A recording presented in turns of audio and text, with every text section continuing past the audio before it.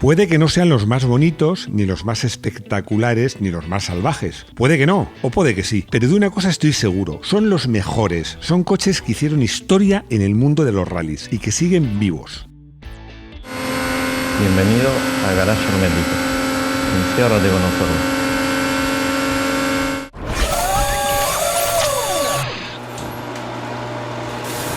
En este vídeo no hay preámbulo. Voy a empezar directamente por la lista de coches. Muy bien, por fin, hombre. Tanto preámbulo. ¡Qué inocentes! ¡Qué inocentes! Pues claro que hay preámbulo. ¿Cómo no va a haber preámbulo?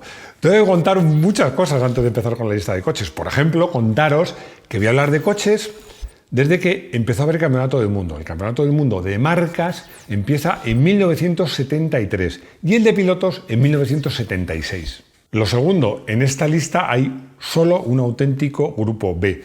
Bueno, los Grupos B me encantan, son espectaculares, pero es que el Grupo B duró muy poquito.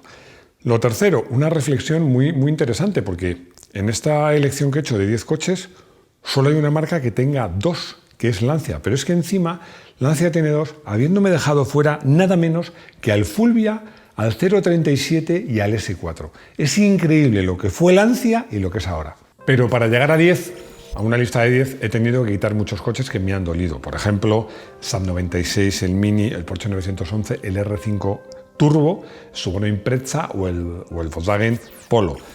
Por eso os voy a dar una explicación de voto. Aquí voy a leer mucho, algunos me metéis conmigo porque leo, pero como podéis imaginar, todo esto no me lo puedo saber de memoria.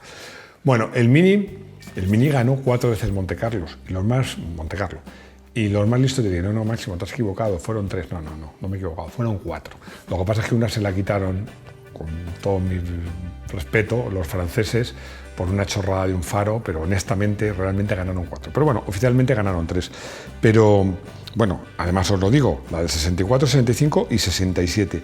Lo que pasa es que fuera del Montecarlo y fuera del asfalto, los Mini nunca fueron competitivos, que es justo lo contrario que lo que pasa a otro coche que he tenido que quitar, que es el Saab 96. Saab 96, bueno, yo diría que de este coche nunca un coche dio tanto por tan poco. Y era un coche que eran espectaculares y muy eficaces, especialmente eficaces sobre tierra y sobre hielo. Y tuvieron victorias, bueno, en el Rally de Suecia y en el RAC de Gran Bretaña. El Porsche 911 me hubiera gustado estar, porque es un coche que ha dado mucho juego en los rallies, pero es que, aunque no os lo creáis, Porsche jamás ha ganado el Mundial de Rallys. Jamás. No puedo dejar de nombrar la victoria sobre la nieve de Jean-Pierre Nicolas en 1978, un piloto francés en Montecarlo. Pero tampoco puedo olvidarme de la victoria de otro piloto francés en Montecarlo. En el 81, con uno de mis pilotos favoritos, Jean Ragnoti, con un Renault 5 Turbo, precioso, amarillo, bueno, naranja y rojo. Pero es que el Renault 5 Turbo tampoco ganó nunca ningún campeonato del mundo. Lo ganó Alpine, pero no Renault. También me ha dolido dejar fuera el Subaru Impreza, porque ha ganado más mundiales que el Mitsubishi Lancer, que sí está. Lo que pasa es que el Lancer fue un coche que permitió a Tommy Mäkinen ganar 4 mundiales consecutivos. Y por eso pues me he decantado más bien por el Mitsubishi. Y quizás un poco la ausencia más injusta sea la del Volkswagen Polo, porque fue el ganador de 2013 a 2016, ambos inclusive. ¿Por qué está fuera? Bueno, porque era demasiado moderno, para mí no demasiado espectacular y porque tenía que dejar la lista en 10, son estos 10. Alpine A110. Jean Redel, es que ya sabéis que mi francés es, además, esto de Redel con todas esas acentuadas, no sé cómo se pronuncia. Pero bueno, fundó Alpine para hacer coches deportivos basados en los modelos de Renault. De hecho, el A110 está basado en el Renault 8 y es probablemente uno de los, bueno, yo creo que el más famoso modelo de Alpine. Bueno, tan famoso que ahora se ha hecho una reedición, pero esta reedición lleva motor central. No ha hecho como Porsche con el 911, que mantiene el error, digámoslo así, permitidme esta frase, de conservar el motor colgado. El nuevo Alpine lleva motor central. Bueno, el modelo original se presentó en 1961 y era una evolución del A108. Bueno, enseguida se convirtió en uno de los coches de rallies más importantes de su época, sobre todo a raíz de la victoria del piloto sueco Ove Andersson en el Montecarlo de 1971. ganó el Mundial de Rallys de 1973. Aprovecho para deciros que el año que aparece cuando salen los coches es el año en que ganaron el Mundial. Este coche era un coche difícil porque era un coche muy bajito, muy nervioso, muy corto entre ejes, pero tremendamente eficaz. Lancia Stratos. Para mí este coche es uno de los grandes, pero no de los grandes de los rallies, no, de los grandes de la competición, porque este coche era de un diseño Bertone absolutamente espectacular y tenía un motor Ferrari V6 que llegó a dar 380 caballos. Y bueno, se convirtió en ingredientes para hacer un coche que fue competitivo en todo tipo de escenarios. Inició su participación en el Mundial en 1974, pero es que fue, como diría César, Veni Vidi Vinci, porque es que fue llegar y ganar. De hecho, ganó en el 74, 75, en el 76 y luego ganó el primer Mundial de Pilotos con Sandro Munari. Bueno, era un coche que realmente se podía definir como un monoplaza para ir por carretera. Yo lo vi en alguna ocasión, pero sobre todo en España, porque Jorge de Bagration, entre otros pilotos, pero Jorge de Bagration tuvo uno, con el que fue campeón de España, y era un espectáculo verlo, porque veías a todos los demás coches ir derrapando, los 911, no digamos ya los 124, 1430, y ver pasar este coche que era muy cortito, con motor central, una suspensión muy sofisticada. Bueno, era un coche muy difícil de conducir, muy claustrofóbico, con unas reacciones muy violentas, pero tremendamente eficaz. Fiat 131 Abarth. El Stratos era una verdadera pasada, pero Fiat quería utilizar la competición para vender coches. En ese momento, el Fiat 131 era en torno a la mitad de la venta anual de Fiat. Por eso nació el Fiat 131 Abarth, que sustituía en realidad a dos coches, porque por un lado sustituyó al Stratos, que aunque no Lancia era del grupo, pero por otra parte sustituyó al Fiat 124 Spider, como queráis decir, Abarth, que era con el coche que corría anteriormente Fiat, también un coche minoritario. Bueno, para que este coche pudiera ser homologado como coche de rallies había que hacer 400 unidades, lo que los italianos llaman a stradale, y en castellano se dice de calle. Bueno, las hicieron y se vendieron en solo 3 días. Para hacer este coche se juntaron Fiat, Bertone y Abarth. Bueno, la cosa no podía salir mal. La carrocería, bueno, el chasis estaba reforzado, la carrocería, aparte de unos aletines y unos spoilers, estaba aligerada, tanto en capós, puertas. Lo más importante era la suspensión trasera, porque la suspensión trasera originalmente, como sabéis, el Fiat 131 era un eje rígido y este coche, la suspensión delantera también era diferente, pero sobre todo la trasera era independiente y estaba tomada del Fiat 124, como digo, Spider. Llevaba un motor que el motor de calle era un 2 litros de 140 caballos, pero este coche en competición llegó a dar, se decía que daban 235 e incluso más caballos, pero normalmente se decía que estos coches estaban en 235. Bueno, no tenían la potencia que daban los Ford de la época, de los que ya hablaremos a continuación, pero era un coche mucho más refinado y pronto llegaron las victorias. En 1977 Fiat gana el Campeonato del Mundo para marcas y en el 78 y luego en 1980 hizo doblete ganando ambos Campeonatos del Mundo, el de marcas y luego el de pilotos con un piloto muy Fiat como era Marco Allen y el segundo con un pilotazo como es Walter Röhrl. Ford Escort RS 1800. De una manera u otra, Ford siempre ha estado presente en el mundo de los rallies. No siempre de manera oficial, pero es que había muchos y muy buenos preparadores de estos coches, sobre todo en Inglaterra. Eran coches muy competitivos, muy robustos y muy polivalentes. En tierra no iban nada mal, porque además eran coches muy robustos. Y en asfalto, bueno, pues porque estos sí tenían eje rígido. Y en general eran menos refinados que los Fiat 131 Abarth y otros coches. Pero a cambio lo compensaban con la potencia de sus motores, porque Ford en ese momento era suministrador de los equipos de Fórmula 2 y tenía motores de 2 litros basados en este motor que llegaban a dar hasta 300 caballos. Para rally se dejaban en solo 285. Eran coches con una banda con una banda de utilización muy estrecha que hacían el coche muy difícil de llevar, pero extremadamente competitivos. Los Escort dieron mucho juego en el Mundial, pero sobre todo dieron y siguen dando en rallies de clásicos mucho juego porque, como os decía, son coches competitivos, muy robustos, muy polivalentes. Bueno, en el año en el año 1979 ganó el Mundial con un Ford Escort. Björn Valdegar, como sabéis, uno de los pilotos que más me gustan. Pero como curiosidad os puedo decir que corrió los rallies europeos, sobre todo con el Ford Escort, pero los rallies africanos con Mercedes. Esas cosas se podían hacer entonces, eran otros tiempos. Audi 4. Esta historia ya la he contado en otros vídeos, pero lo siento mucho, Rodrigo, tengo que volver a contarla porque en este vídeo pone cara de resignación.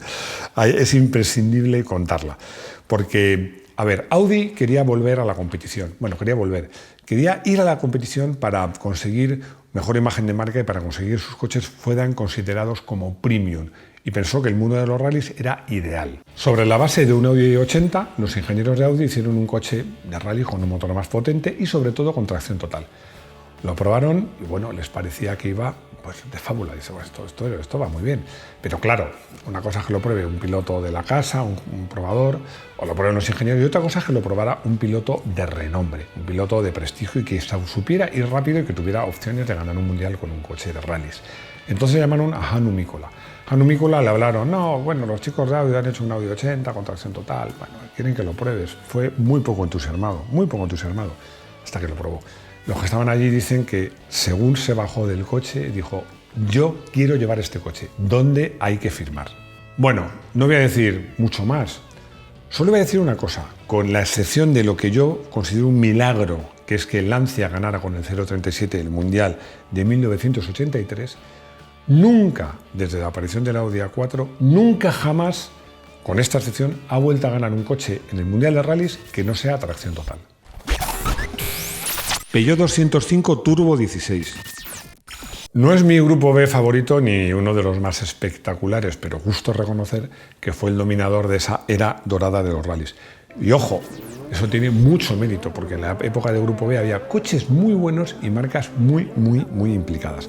Este coche apareció en 1984 y se llevó los títulos de constructores en el 84 y en el 86. Y el de pilotos estos años también con Timo Salonen y Juha Kankkunen. Bueno, hay quien dice que si no hubiera desaparecido el grupo B en 1986, pues yo hubiera podido ganar más mundiales. Yo no lo tengo tan claro, porque francamente creo que había rivales, bueno, por ejemplo el Lancia S4 y el propio Ford Escort RS200, bueno, Ford RS200, que estaban eran muy sofisticados y muy competitivos. Eso nunca lo sabremos. ¿Por qué no es mi grupo B favorito? Bueno, pues yo lo voy a explicar, que creo que ya lo expliqué. Primero, porque los grupos B me parecen coches monstruosos y salvajes, y a mí me gusta que tengan apariencia de coches monstruosos y salvajes. Y claro, pones un 205 Turbo 16 al lado de un Delta S4 y parece una hermanita de la caridad, porque el Delta S4 es que da miedo hasta parado. Y luego, porque técnicamente tenía una configuración muy particular, que llevaban el motor completamente en un lateral, a la espalda del copiloto. Yo, como ingeniero, eso de poner el motor a un lado no me hacía mucha gracia. Pero bueno, justo reconocer que este coche, como digo, fue el dominador de una época dorada como fue el Grupo B en el Mundial de Rallys. Lancia Delta Integrale. Cuando se prohibieron los Grupo B y llegaron los Grupo A, hay una marca que fue la más rápida y la más lista, que fue Lancia. ¿Por qué? Porque tenía un Lancia Delta que le puso tracción total. Y bueno, pues le puso un buen motor, hizo los deberes bien hechos y ganó 4 títulos de pilotos, 6 títulos de marcas y 46 victorias en rallies del Mundial. Un palmarés envidiable, que es que he puesto el acento mal y me lo está reprochando Rodrigo, pues le voy a meterle en el ojo. Pero bueno, un palmarés envidiable. Este coche fue el que mejor se adaptó de lejos a la nueva legislación, a la nueva normativa del Grupo A, y bueno, además fueron evolucionándolo del primer Lancia Delta 4 4-wheel drive, hasta el Integrale. Pues el coche había mejorado muchísimo, bueno, y era mucho más bonito y mucho más espectacular. Yo no tuve la oportunidad de probar nunca ninguno de competición, pero sí prácticamente todos los de calle, y recuerdo especialmente al último, al Integrale, además en la versión especial Martini. Bueno, es que era un coche, bueno, ibas por la calle, la gente miraba, pero es que cuando ibas por carreteras de curvas era espectacular cómo iba, lo bien que iba, cómo entraba en curva, cómo salía, era progresivo. Además me acuerdo que nos encontramos una carretera en obras que estaba de tierra, pero absolutamente perfecta, Bueno, nos colamos, eso está mal hecho, pero cuando hacemos fotos para revistas y queremos lo mejor para los lectores, hacemos cosas así. Hicimos una sesión de fotos inolvidable y ese coche era, bueno, una verdadera pasada. Toyota Celica GT. Toyota había estado en el Mundial de Rallys, pero con un éxito relativo. Pero en un momento dado, un piloto, que era un pilotazo, pero además demostró que tenía dotes como piloto y como organizador, que fue Ove Anderson, creó un equipo Toyota con base en Europa, el Toyota Team Europe. ¿Y qué es lo primero que hizo? Bueno, pues fichar a un piloto joven, prometedor y español, un tal Carlos Sainz, que a lo mejor os suena. Bueno, fue el primero en ganar un título con Toyota y luego repitió 2 años más tarde, y pudo ganar más. He elegido la versión del GT4 que debutó en 1991 y que en 1993 permitió ganar el Mundial a Juha Kankkunen y en 1994 a Didier Auriol, que también ganaron, por cierto, el Mundial de Constructores. Bueno, tampoco probé la versión de competición de estos coches, pero sí las 2 versiones de calle, la primera y la segunda. Y también la edición especial Carlos Sainz de la que se hicieron, me la apunto por aquí, 5.000 unidades, que yo creo que ni en su momento ni ahora han sido suficientemente valoradas. Yo creo que con el tiempo sí se van a revalorizar muchísimo más.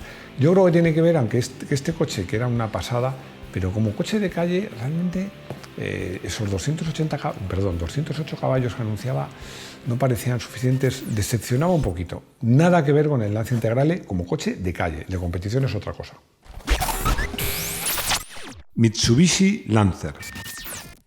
El Lancer solo obtuvo un título de marca. Bueno, digo solo, a muchos les gustaría, para Mitsubishi. Pero en cambio, en manos de Tommi Mäkinen, que antes me había equivocado, que había dicho Timo, es Tommi Mäkinen, consiguió ganar 4 mundiales de pilotos consecutivos del 96 al 99 inclusive.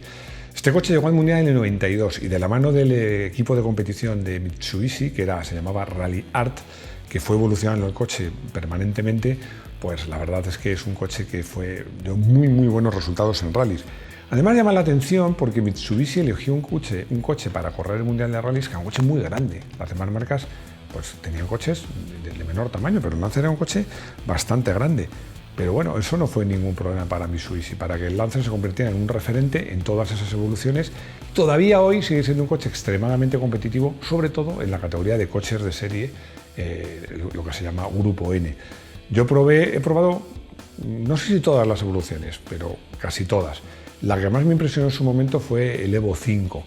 Me impresionó, bueno, el coche por fuera era espectacular, pero por dentro, como estaba pensado para competir, es que parecía un taxi, porque todo el mundo se daba por sentado que se iba a cambiar asientos y todo. Pero el coche, bueno, corría una barbaridad, frenaba bien, pero lo que me impresionó para un coche de ese tamaño y con el motor delante era la agilidad que tenía para meterse en curvas cerradas. Bueno, era impresionante, un coche que era de verdad muy divertido de conducir. Citroën C4.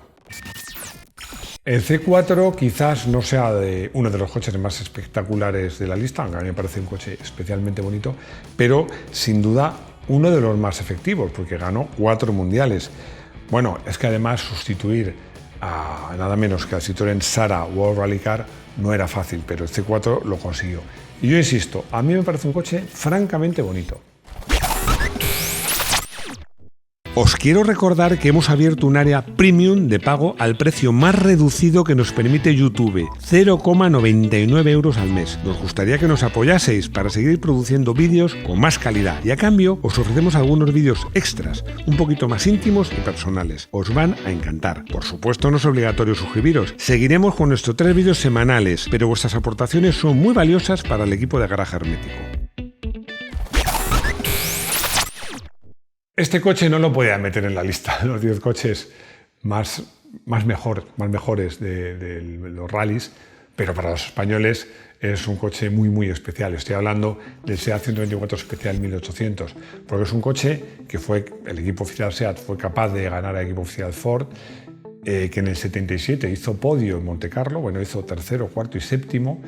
Un coche precioso, que además era muy espectacular, siempre le veía, sobre todo en rallies de tierra, pero también en asfalto, ir de lado. Y bueno, como os digo, en España es un verdadero icono. Además, los coches oficiales que iban pintados como los taxis de Barcelona tenían un encanto especial y todo el mundo lo llamaba los taxis. Por eso he elegido para nuestro garaje hermético el SEAT 124, especial 1800 y, si es posible, uno de los oficiales. Llegamos a la sección de consultorio, colutorio, locutorio y todas esas cosas. Y Armando me pregunta que por qué los rallies no se hacen con coches con un poquito más de caché, con coches de GT, o bueno, coches más espectaculares. Bueno, pues si has visto el vídeo y ya hasta aquí, habrás visto por qué Fiat cambió el Stratos por el Fiat 131. Porque las marcas les gusta correr en rallies, que como sabéis, a diferencia de los circuitos, corren por las carreteras o los caminos que puedes hacer con un coche normal, con un coche lo más parecido posible al que tú o yo podemos comprar. Por eso utilizan coches, entre comillas, normales por lo menos de aspecto. Pedro me pregunta si es caro correr en rallies, porque él dice que se ve bien y que cree que puede hacer una carrera en el mundo de los rallies, que puede ganar. Bueno, yo te voy a decir una cosa, Pedro, no quiero echarte un jarro de agua fría, ni mucho menos, pero es bueno que te enfrentes a la realidad. Correr es caro, correr para participar, correr para ganar es carísimo. Bueno, afortunadamente hay fórmulas de promoción que yo te aconsejo que empieces por ahí, y si destacas, pues a lo mejor consigues ayuda y quién sabe si a lo mejor te conviertes en un campeón de España o del mundo de rallies. Bueno, y ya hemos llegado al final de este vídeo, un poco largo. Rodrigo se ha enfadado conmigo porque ha salido muy largo, pero bueno, no lo he podido evitar. Si os ha gustado me lo decís. Me gusta hacer vídeos de rallies de vez en cuando, y además estos coches no hay ninguno que no me entusiasme. Espero vuestros comentarios, dadnos un like. Esperamos que si no estáis suscritos os suscribáis. Dentro de no mucho ya os daremos noticias de cuándo vamos a celebrar los 500.000 suscriptores. Os digo de pasada que si queréis ver vídeos de motos, estamos en Moto 1 Pro, que hacemos podcast, los lunes uno muy especial, y nada más, que me gustaría veros de nuevo en nuestro garaje hermético. Hasta pronto.